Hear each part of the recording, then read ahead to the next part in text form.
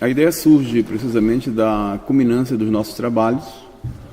Eu trabalho a questão do patrimônio, memória, identidade, e a Márcia trabalha questão de gênero e migração da mulher brasileira para Portugal e para a Guiana Francesa, porque é uma região de fronteira onde nós estamos vivendo, e Portugal por nossa ligação, enfim, desde nossos primórdios, né? Vai.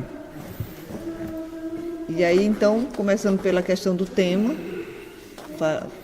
Então, o convite surge precisamente nessa condição de vincular ambos os temas, né? Como unir, como vincular o patrimônio, gênero, memória, identidade de uma região pouco conhecida aqui em Portugal.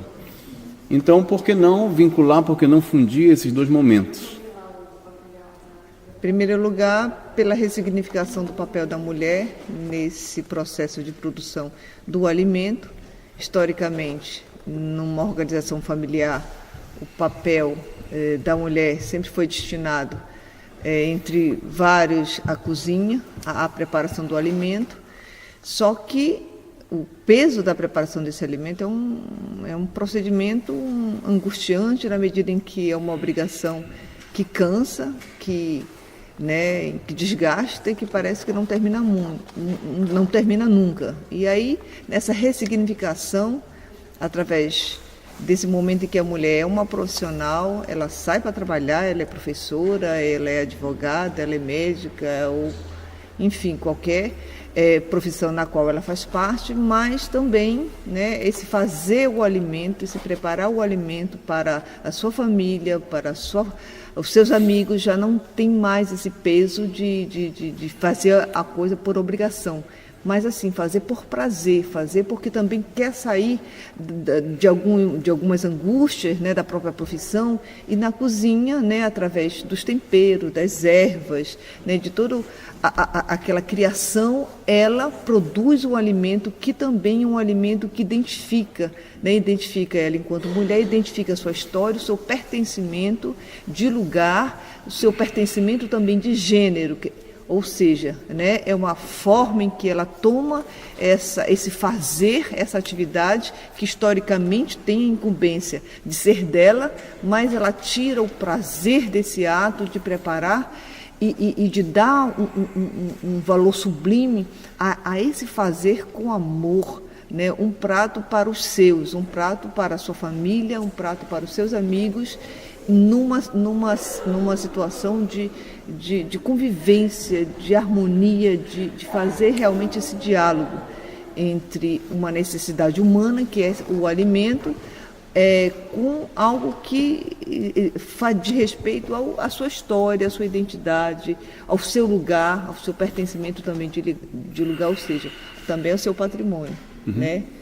E aí vem a questão de fazer essa conexão, né, desse papel ressignificado da mulher com o seu pertencimento de lugar, né, de questão patrimonial. Sim, o patrimônio, ele comunicado através dessa ressignificação, né, o patrimônio que comunica uma identidade, que comunica o fazer, né, a arte de fazer esse alimento daquela forma peculiar e que reflete a gastronomia de uma dada região, por uma mulher agora independente, uma mulher consciente da responsabilidade que ela tem em comunicar esse patrimônio que exala a identidade daquela região. Então, essa culminância, essa vinculação entre a memória, identidade, cultura, patrimônio, realizado por um braço e uma cabeça feminina, é uma forma de você entrelaçar naquilo que se chama cultura peculiar daquele lugar, né, daquela região.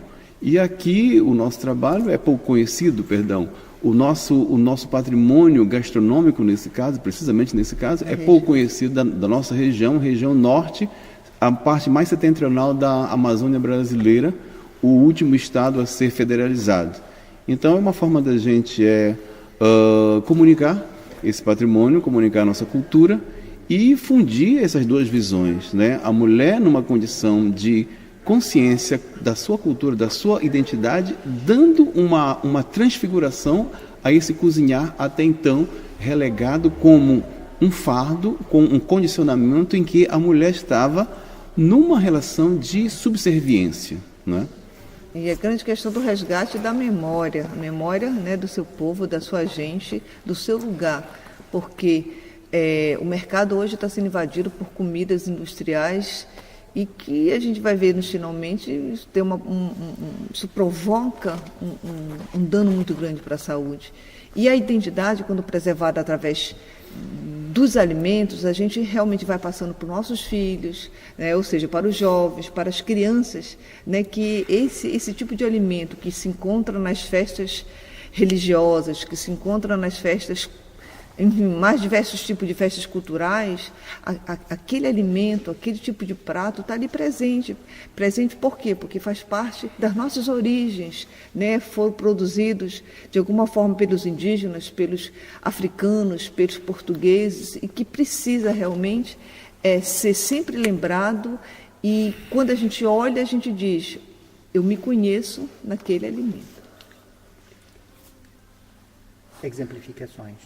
Por exemplo, na nossa cidade, na nossa região, no Amapá, em Macapá, como também em Belém, já que nós somos, né, filhos dessa região antigamente chamada de Grão-Pará e Pará, temos os carrinhos que todo final de tarde, praticamente em várias partes da cidade, essas comidas típicas, esses alimentos, eles estão ali sendo vendidos. Então, é costume do povo sair do seu trabalho, sair da sua escola, sair da faculdade e parar ali.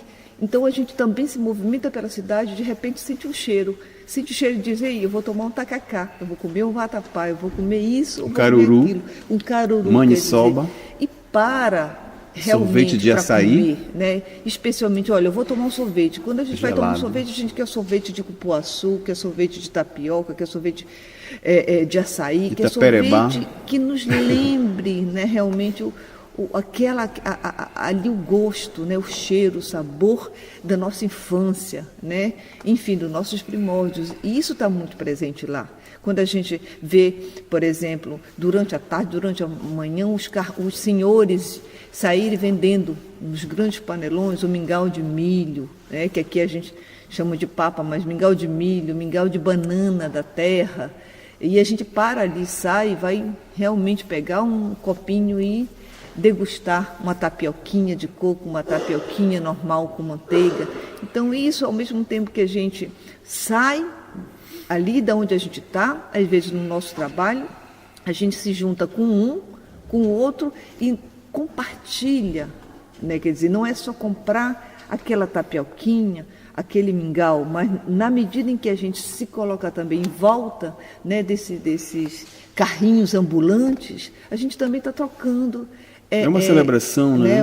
Exatamente, uma celebração e um momento em que a gente, né, está se identificando, está se deliciando e está realmente nessa grande celebração fazendo uma relação de diálogo. É uma resposta também, como ela colocava, à cultura globalizada do alimento fast food, o alimento en passant, o alimento em que você realmente não tem um tratamento com aquilo que você está ingerindo, né?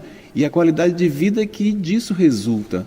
Então, nosso trabalho é uma resposta também à condição dessa cultura globalizada, fruto de uma indústria cultural banalizada, superficial, e que realmente esse enfrentamento é um resgate dessa memória que, se você realmente não tiver uma atitude, uma política de preservação, você acaba realmente perdendo essa identidade. Então, quando você realmente fica à mercê, fica numa condição de fragilidade cultural, qualquer coisa te leva para um grande modismo e que você não se dá conta de que a tua sobrevivência, a tua qualidade de vida está em xeque. É nessa condição também que o nosso trabalho vai de encontro a esse enfrentamento da cultura global na questão gastronômica, que significa a tua sobrevivência nesse planeta.